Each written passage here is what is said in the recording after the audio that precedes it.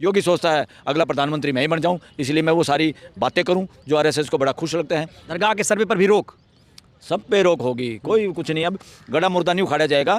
Hello दोस्तों, बहुत स्वागत करता हूं आप सभी का। मैं इस समय देश की सबसे बड़ी अदालत सुप्रीम कोर्ट में मौजूद हूं। यहां से एक बहुत बड़ी खुशखबरी मुसलमानों के लिए आई है।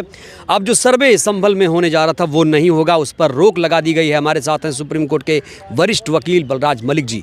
सर बहुत स्वागत। सर आज कोर्ट में क्या कुछ हुआ?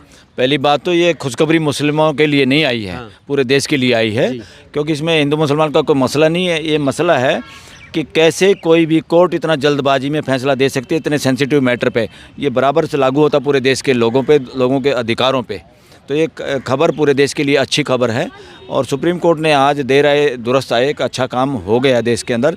मगर सुप्रीम कोर्ट अगर इसमें कॉग्निजेंस लेती कि राजस्थान में भी इस तरह के मैटर चल रहे हैं तो इस पे फुल स्टॉप लगाने के लिए अपने सामने ही दोनों मुकदमे बुला लेने चाहिए थे और हाई कोर्ट जाने के लिए नहीं कहना चाहिए था। मगर फिर भी हाई कोर्ट जाने के लिए कहा तो अच्छी बात है। जब भी ऐसे निर्देश आदेश आते हैं तो वर्शिप एक्ट की बात होती है। जब वर्शिप एक्ट हमारे पास है तो उसका वायलेशन क्यों हो रहा है बार बार? अरे अब वर्शिप करनी है सिर्फ इंडियन कॉन्स्टिट्यूशन की, इसलिए वर्शिप एक्ट 91 बहुत ज़रूरी है और ये सारे के सारे बखेड़े बंद करने पड़ेंगे। इस देश की सबसे बड़ी धार्मिक किताब कोई है असली में, वो इस देश का संविधान है। बाकी रिलीजियस ग्रंथ है, अपने अपने घर में जिसको जो करना करो, मगर देश उनसे नहीं चलेगा, देश संविधान से चलेगा और गड्ढे मुर्दे कोई उखाड़ नहीं पाएगा। अगर गड्ढे मुर्दे उखाड़ने हैं तो पहले तो अब कोई ना कोई वंशज होंगे जो कहेंगे हमारा राज था पहले दिल्ली में, इसलिए जिसने यहाँ घर बनाए हैं हमारे पूर्वजों के घरों पे घर बनाए हैं, तो इसलिए सब भागो यहाँ से। भाग जाएंगे क्या? ये नॉनसेंस है। जिंदा आदमी ये बात कर सकते हैं कि मेरे पूर्वजों का घर था, हमारा राज था, लाल किला हमारा है या कोई और जगह हमारी है। दिल्ली में पहले चौहानों का राज था, फिर कोई कह रहे हैं कि जाटों का राज था, कोई कहे किसी और का राज था। देश में कोई ना कोई लोग होते ही रहे हैं, तो गड्ढे मुर्दे उखाड़ने का कोई मतलब नहीं है। आज हमें प्रेजेंट पे ध्यान देना है, वर्तमान पे जो ध्यान देगा उसी की भावी पीढ़ी और उसका भविष्य अच्छा होगा। बार बार कहा जाता है कि मुगल काल में खासतौर से बाबर औरंगजेब का नाम लिया जाता है कि इन लोगों ने मंदिरों को तोड़ के मस्जिद बनाई गई। सर इस पर क्या कहेंगे? मैं इस पर कुछ नहीं कहना चाहता, किसी ने क्या किया पुरानी बात का गड्ढा मुर्दा उखाड़ने की कोई ज़रूरत नहीं है। इस तरह जाएंगे तो बहुत सारे बौद्ध लोग अभी भी हैं और सबूत हैं, बौद्ध मंदिरों को तोड़ के बौद्ध लोगों को मार के यहाँ हिंदू मंदिर बनाए गए, ये सबूत है, लोग दिखा रहे हैं। बहुत सारे लोग हमारे को डॉक्यूमेंट दिखाने आते हैं सुप्रीम कोर्ट के वकीलों को। तो देश को कहाँ पहुँचाएंगे? ये मंदिर ठेकेदार नहीं है हिंदू धर्म का, सनातन परंपरा का। इस सनातन परंपरा के अंदर जैन लोग भी हैं, बौद्ध लोग भी हैं, हिंदू लोग भी हैं और मेजोरिटी हिंदू लोगों का कोई लेना देना नहीं है इस हिंदुत्व से जो आरएसएस चला रही है, कोई मतलब नहीं है। और हिंदू समाज, बहुत सारा हिंदू समाज मूर्ति पूजा और पाखंड के विरुद्ध में है और आज भी है। और नई पीढ़ियाँ इससे भी ज़्यादा और मुखर हो रही, उनको पता है कि हमें हकीकत का, सच्चाई का, यूनिवर्सल लॉ को फॉलो करना है। और हमारे बुज़ुर्गों ने कोई ग्रंथ लिख दिया, कोई बात नहीं, उसमें से हमें जो अच्छा था वो ले लिया। आज हमारा संविधान जीता जागता डॉक्यूमेंट है, रिलीजियस ग्रंथ जीते जागते डॉक्यूमेंट नहीं है। आज हम संविधान में परिवर्तन कर सकते हैं, आज की पीढ़ी, आज के एमएलए, आज के एमपी और आज के न्याय में भी परिवर्तन कर सकते हैं, इसलिए हमें उस पर ध्यान देना है। सर चंद्रचूड़ साहब की बड़ी आलोचना हो रही है कि उन्होंने 2022 में ऐसा निर्देश आदेश दिया था, वर्शिप एक्ट के अगेंस्ट कहा जा रहा था, उन्होंने ही ये प्रथा शुरू की। क्या लगता है जब सुप्रीम कोर्ट ही ऐसे आदेश निर्देश देगा तो जाहिर तौर पर लोअर कोर्ट को एक मौका मिलेगा? देश में ये षड्यंत्र था और राजा रामचंद्र को, राम का करैक्टर छोटा कर दिया इन लोगों ने। राम का करैक्टर छोटा कर दिया कि जिसके बाद उसकी सो कॉल्ड जन्मभूमि पे झगड़ा होकर इस तरह से फसाद हुआ, देश में लोग मारे गए और उसी नाम पे अडवाणी जैसे नेता को, जिसने इस जहर की शुरुआत की थी, उसको भारत रत्न देना, भारत रत्न का भी डिग्रेडेशन किया इस देश के अंदर। और यहाँ पर कोई भी रिलीजन के आधार पे इस देश में कुछ भी नहीं हो सकता। रिलीजन के आधार पे ना देश बन सकता। देश मानवता का देश है। सबसे पहले हर 140 करोड़ जो मालिक हैं, पावर हाउस है इस देश का, वो इंसान हैं। दूसरे नंबर पे वो भारत के नागरिक हैं। तीसरे नंबर पे वो किसी राज्य के नागरिक हैं, फिर किसी ज़िले के हैं, गांव के हैं। सबसे बाद में आता है कौन हिंदू है, कौन मुसलमान है, कौन सिख है, कौन बौद्ध है। ये बहुत नीचे का मसला है, ये घर का मसला है, उसकी चारदीवारी का मसला है।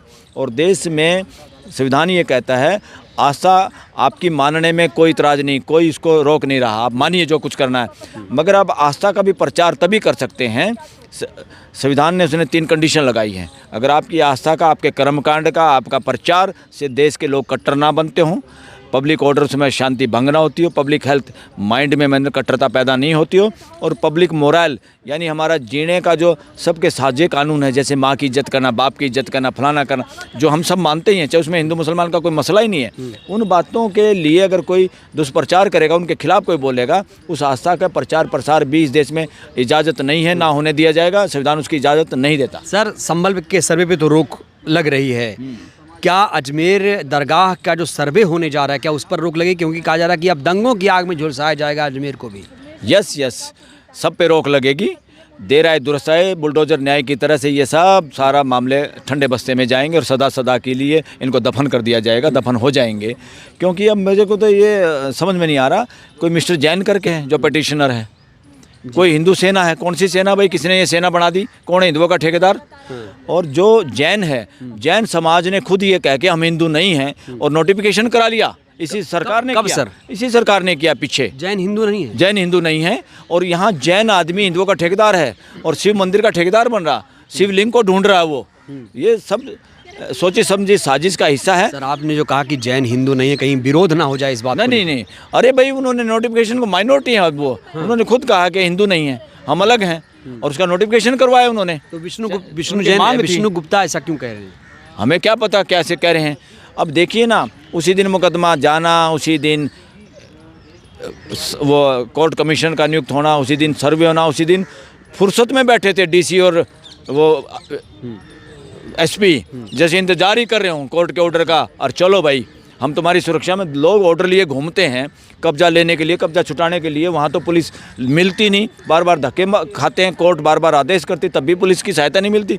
यहाँ पे पुलिस शिवलिंग को ढूंढने के लिए तुरंत तैयार थी, वीआईपी ट्रीटमेंट दिया जा रहा था। ये साजिश का हिस्सा है। उस साजिश को कहीं ना कहीं सुप्रीम कोर्ट भी समझ रही है, पूरा देश समझ रहा है। इन साजिशों को बेनकाब ये देश पूरा मुस्लिम समाज के साथ खड़ा है, न्याय के साथ खड़ा है। हमें इस नारे को नहीं भूलना चाहिए कि अयोध्या काशी तो झांकी है, अयोध्या तो झांकी है, काशी मथुरा बाकी है, और उसी का एक प्रचलन शुरू हो रहा है।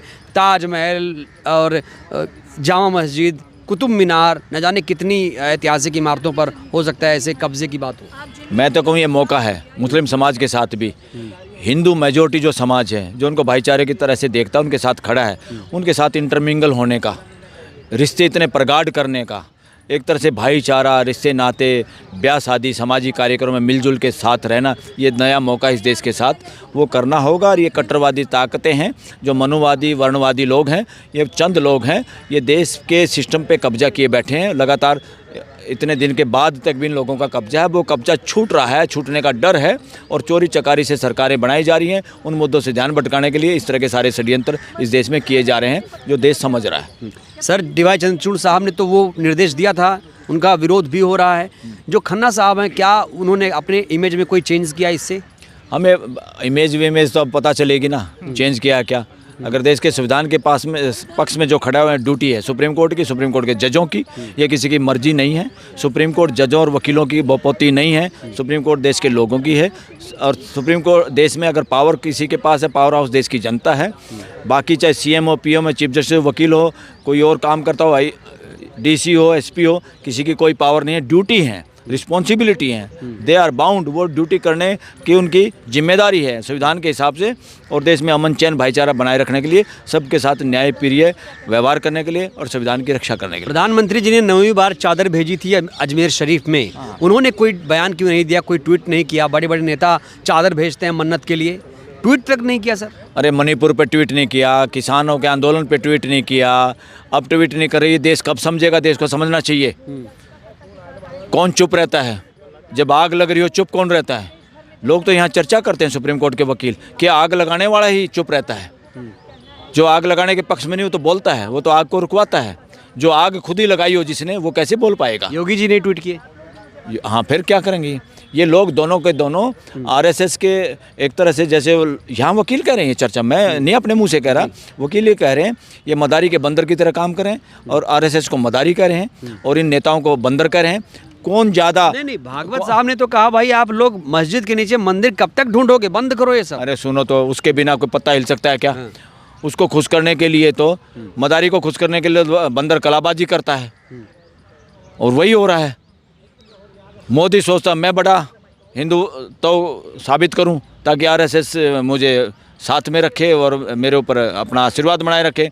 योगी सोचता है अगला प्रधानमंत्री मैं ही बन जाऊं, इसलिए मैं वो सारी बातें करूं जो आरएसएस को बड़ा खुश लगता है, जो आरएसएस ड्राइंग रूम में हंसता है जब ये लोग ऐसी बातें करते हैं, विभाजन की बातें करते हैं, जातिवादी रिलीजन की बातें करते हैं और लगातार चोरी चकारी मशीनों में गड़बड़ करके सत्ता हथियाते हैं, तो आरएसएस ड्राइंग रूम में हंसता है, खुश होता है, सेलिब्रेट करता है। कैसे बचाया जाए वर्शिप एक्ट 1991 को? अरे देश के लोग बचाएंगे, बचेगा। हाँ। अब सुप्रीम कोर्ट को ये करना ही पड़ेगा और सुप्रीम कोर्ट करेगी, ऐसी हमारी उम्मीद है, विश्वास है और ये दृढ़ निश्चय देश के लोगों का। दरगाह के सर्वे पर भी रोक? सब पे रोक होगी, कोई कुछ नहीं। अब गड़ा मुर्दा नहीं उखाड़ा जाएगा। इस देश में रिलीजियस चीज़ों पे देश के समाज को अपना कब्जा बनाए रखना है। मंदिरों को पुजारियों के भरोसे, मंदिरों को स्वामियों के भरोसे, मंदिरों को महंतों के भरोसे, मस्जिदों को मौलवियों के भरोसे और ये क्या है गिरजाघर को फादरों के भरोसे, और इस तरह से नहीं छोड़ा जा सकता। इन सब को समाज अपने कब्जे में ले, ताकि उसमें क्या गड़बड़ हो रही है, पैसा कौन खा रहा है, पैसा आ रहा है, उसको समाज के हित में वो पैसा सारा लगे जो मंदिर मस्जिद गुरुद्वारा में आ रहा है, किसी की जेब में ना जाए। जिनकी जेब में जा रहा है उनका धंधा चल रहा है और वो धंधेबाज लोग इस देश के लिए इस तरह के षड्यंत्र क्रिएट करते हैं और उसमें बाधक बनते हैं देश की एकता अखंडता में। सारे रिलीजन का काम है मानवता को जोड़ना, जो भी इसके रास्ते में रोड़ा अटकाता है उनका काम है सुधार गृह में जाना। शुक्रिया सर। उनका इलाज यही है। तो वर्शिप एक्ट 1991 को भी बचाना है। अगर ये बचा, इसका वायलेशन नहीं हुआ, तो ना तो कोई मस्जिद का सर्वे कर पाएगा और ना ही दरगाह का सर्वे कर पाएगा। सीधी सीधी बात है। और सर ने बड़ी बेबाकी से इस मुद्दे को सामने रखा। कैसी लगी बातचीत? आप लोग भी अपनी प्रतिक्रिया दीजिएगा। बहुत बहुत शुक्रिया।